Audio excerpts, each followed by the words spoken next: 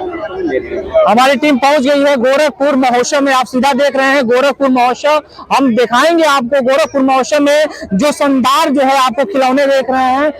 ये स्पेशल जो खिलौने हैं इसकी जो है सस्ते प्राइस में एक खिलौने बेच रहे हैं। भाई साहब ये खिलौने क्या प्राइस में बेच रहे हैं? ये 150 में 2।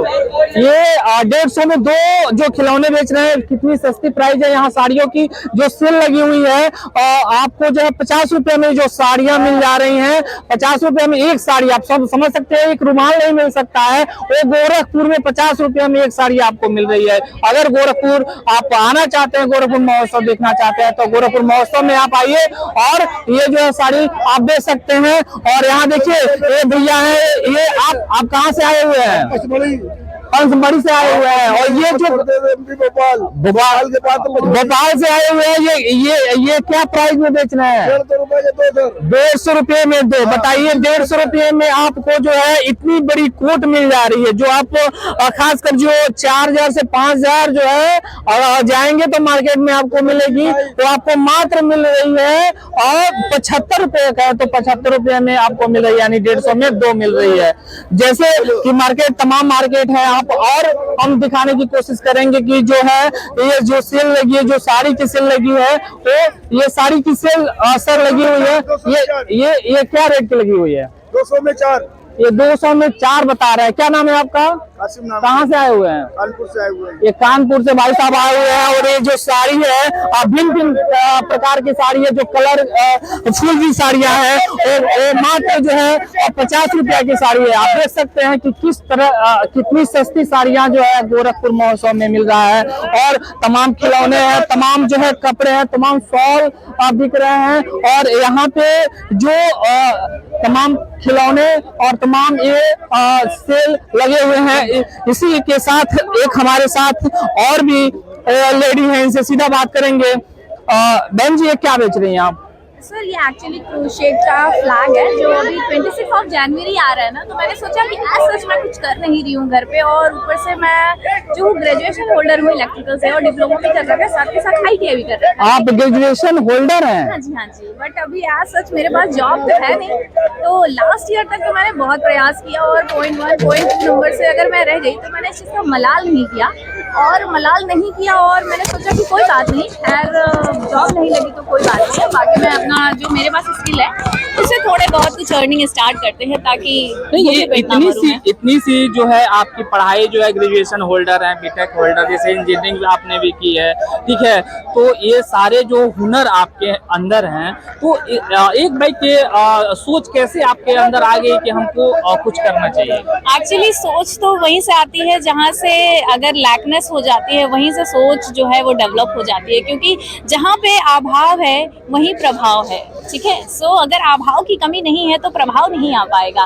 जिनके पास सब कुछ है ना, वो उनके अंदर ललक नहीं आ पाती है, और जहाँ पे अभाव है वहीं प्रभाव जो टैलेंट है, जो गुड जो बोलने का जो शैली है, वो काफी प्रभावशाली है, क्योंकि जैसे आप एक मॉडल का भी आप जैसे बता रही हैं काम करते हैं, और मेकअप आर्टिस्ट हूँ सर, मैं फ्रीलांसिंग मेकअप आर्टिस्ट हूँ।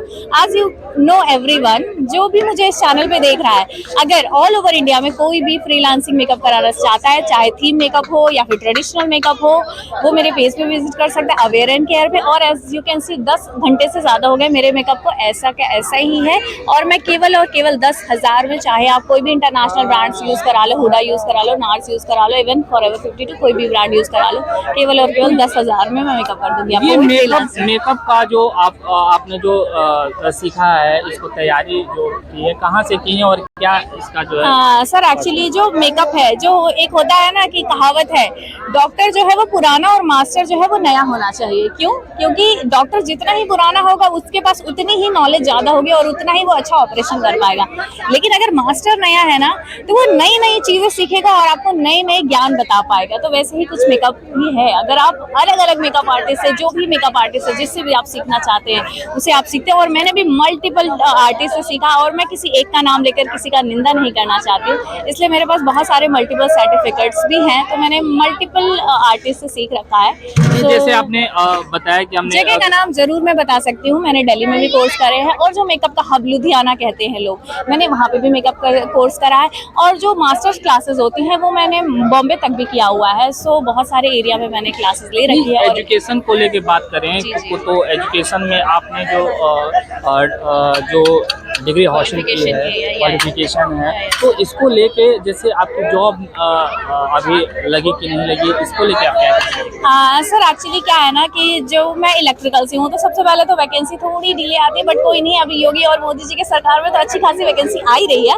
सो अभी क्या है ना कि पूरे ऑल ओवर इंडिया में 5000 6000 वैकेंसीज, और मेरे लास्ट टाइम से अगर मेरे पास वो फ़ोन नहीं है, डॉक्यूमेंट्स भी नहीं है, बट मैं 0.1 0.2 नंबर से मेरे एग्जाम्स में मैं डिस्क्वालीफाई हो गई। सो इसके लिए मैंने मलाल नहीं किया, और मैंने रेलवे के बहुत सारे एग्जाम्स को टारगेट करा था, इवन जो भी मेरे क्राइटेरिया में आता, और ऑलमोस्ट मैं मैक्सिमम चीज़ों के लिए एलिजिबल थी, जैसे कि टेक्नीशियन ग्रेड 2 हो गया, RRB JEE हो गए, और बहुत सारे NTPC वाले एग्जाम्स हो गए।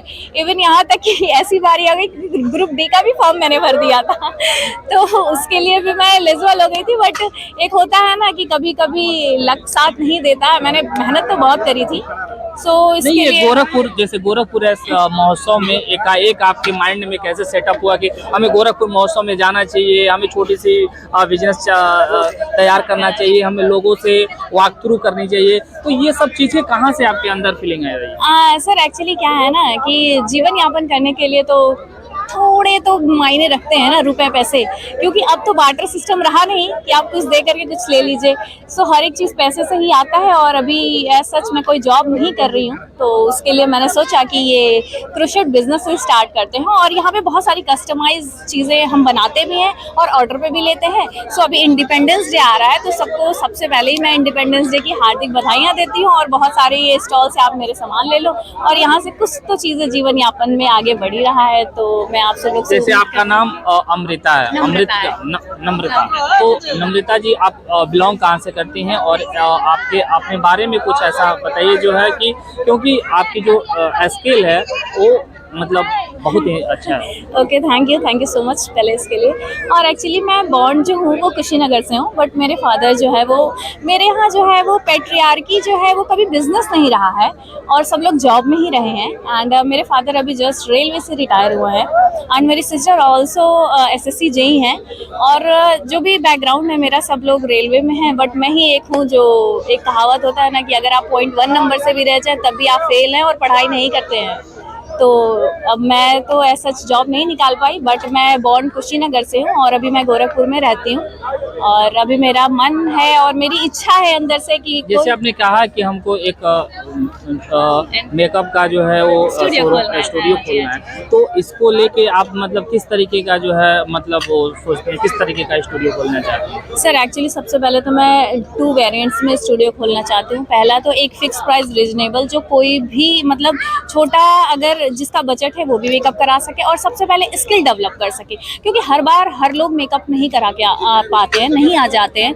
सो उसके लिए आपको क्या है कि आप खुद में स्किल डेवलप करिए और खुद में मेकअप करिए, मतलब आत्मनिर्भर बनिए, जैसा कि मोदी जी कहते हैं आत्मनिर्भर बनिए हर एक चीज़। और मुझे आत्मनिर्भर बनने में मुझे लगता है कि मैंने बहुत सारी चीज़ें सीख रखी हैं, जैसे कि अगर घर की बात मैं बता दूँ तो मुझे मतलब मैक्सिमम चीज़ें, मैं इलेक्ट्रिकल से हूँ तो मुझे गीज़र सर्विस भी करने आता है, AC सर्विस करने भी आता है, और मैं बहुत सारी वायरिंग वगैरह भी कर लेती हूँ। इतना काम जानते हुए एक छोटी सी वर्क करने में ऐसा शर्मिंदगी आपको महसूस नहीं हुई क्या? ऐसे कुछ मतलब आपकी फीलिंग कैसे ऐसी जगह कि हमको ये इसको उठाएं और चले?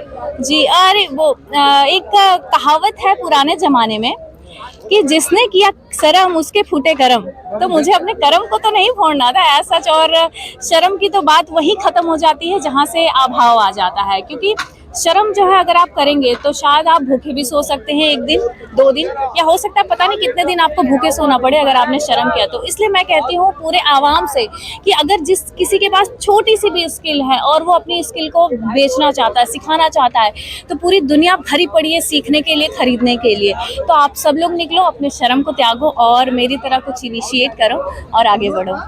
ये थी हमारे साथ नम्रता, जो अपनी जो है छोटी सी जो पढ़ाई और जो डेवलप करके और अपनी एक छोटी सी बिजनेस उन्होंने शुरू किया है अपनी लाइफ को, अपने स्ट्रगल को बढ़ाने के लिए। तो ये सोच आप लोग भी रखिए, अपनी सोच को आगे बढ़ाइए और अपने पैर पे चलने का काम करिए, क्योंकि आप चलेंगे तभी बढ़ेंगे। Mrityunjay Pandey, India live news, Gorakhpur.